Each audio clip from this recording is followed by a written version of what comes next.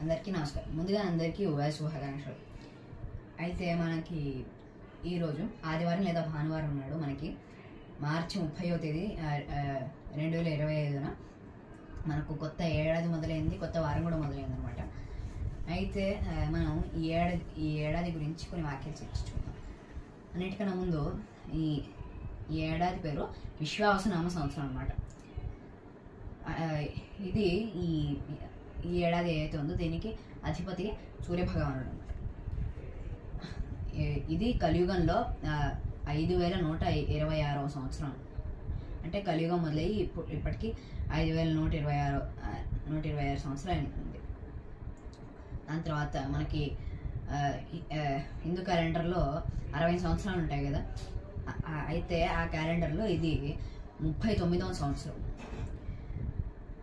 అయితే మనం ఈ విశ్వాసనామ సంవత్సరం ఏదైతే ఉందో ఇది ముందు 905 ఇంకా 965న వచ్చిందనమాట.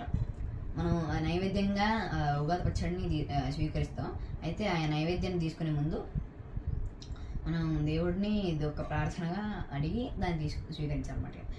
ఆ శ్లోకం ఏంటంటే, శతాయి వజ్రదేహాయ సర్వసంపత్కరాయ చ సర్వారిష్ట వినాశాయ నిమ్మకం దళభక్షణం.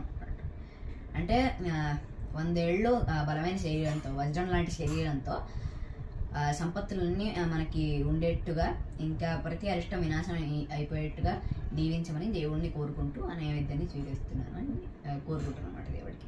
ధన్యవాదాలు.